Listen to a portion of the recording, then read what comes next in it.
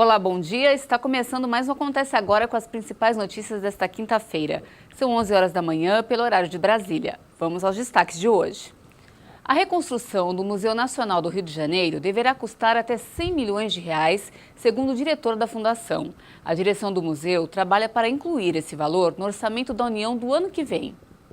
O diretor do Museu Nacional disse que a reconstrução poderá levar até 3 anos. Por enquanto, o trabalho está concentrado na articulação com parlamentares para garantir até R$100 milhões para as obras de infraestrutura. O custo total para reerguer a instituição, no entanto, deve ser ainda maior. Ainda não foi calculado o valor da restauração de detalhes internos mais específicos e toda a parte externa. A direção pretende manter as características históricas do palácio e preservar também a tradição de exposições ligadas à história natural. O local foi residência de Dom João VI, quando a família real portuguesa veio para o Brasil e abrigou também a família imperial brasileira.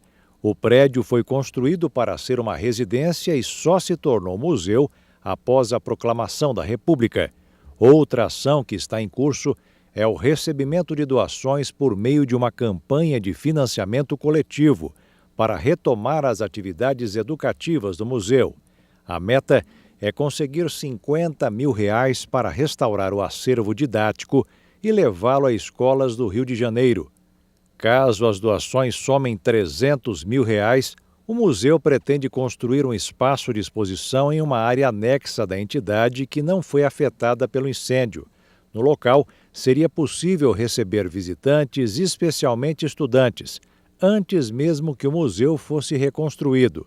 O incêndio destruiu um dos maiores acervos do mundo, que incluía coleções científicas conservadas e estudadas pelos departamentos de antropologia, botânica, entomologia, invertebrados, vertebrados, geologia e paleontologia.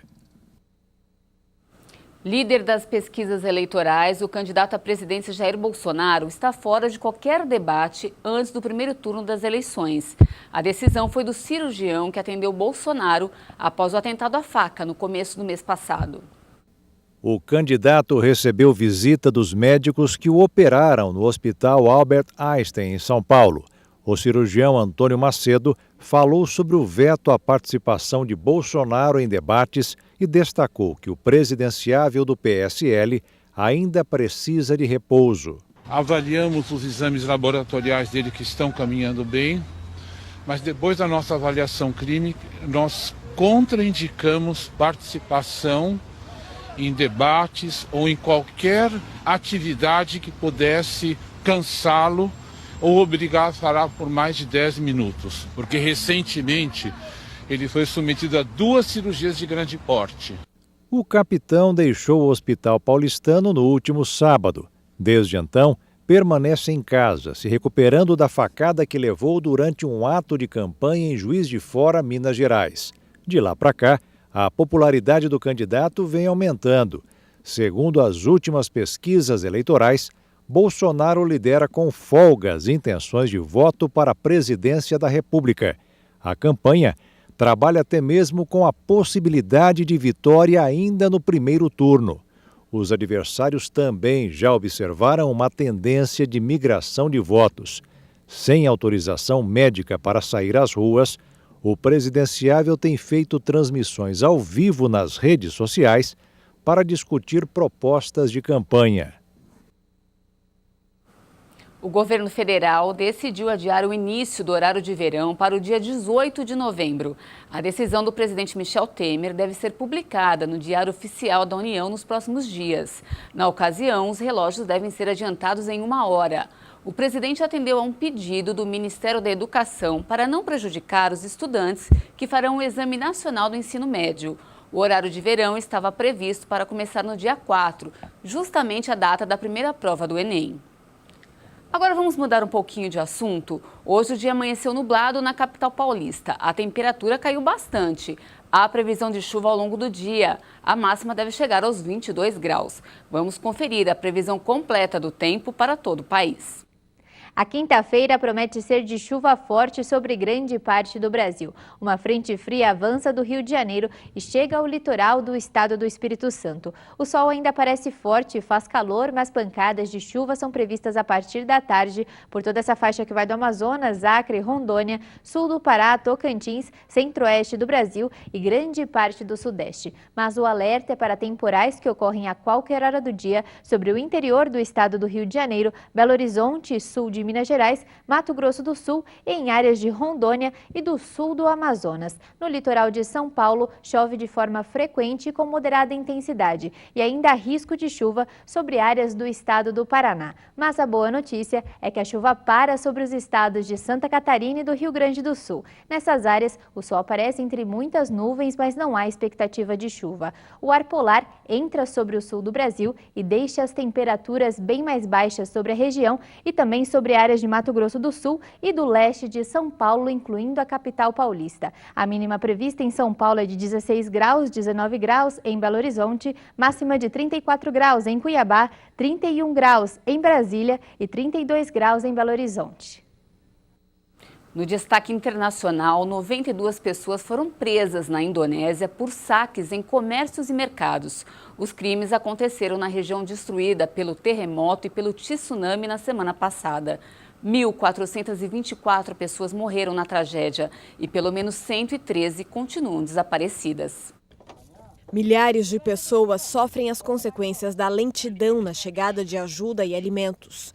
Logo depois da tragédia, as autoridades do país autorizaram que os moradores desesperados levassem comida dos mercados, porque o auxílio humanitário não chegava.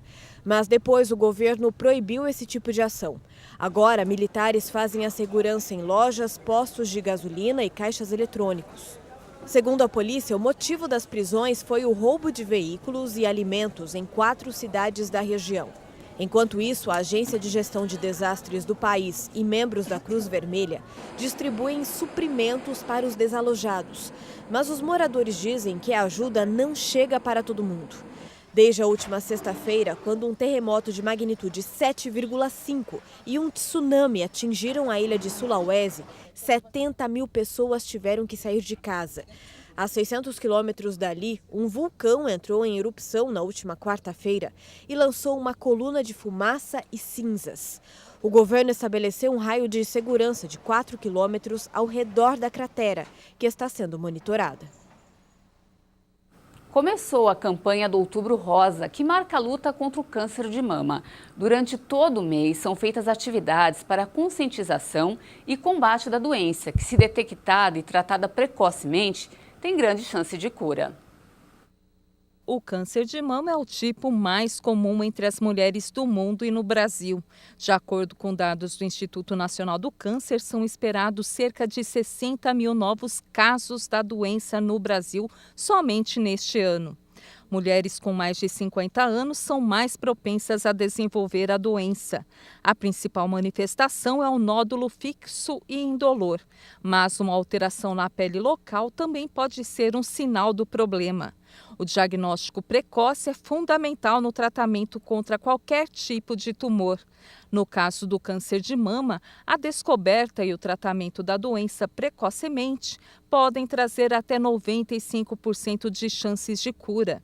A realização anual da mamografia para mulheres a partir de 40 anos é fundamental para o diagnóstico da doença.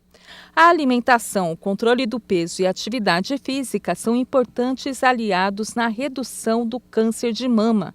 Ela pode chegar em até 28%. E para fazer a prevenção contra o câncer de mama, durante todo o mês, entidades públicas e privadas vão oferecer gratuitamente ou com preço reduzido o acesso a exames de prevenção. E eu fico por aqui. Mais informações você confere ao longo da nossa programação. Um ótimo dia para você. Até mais.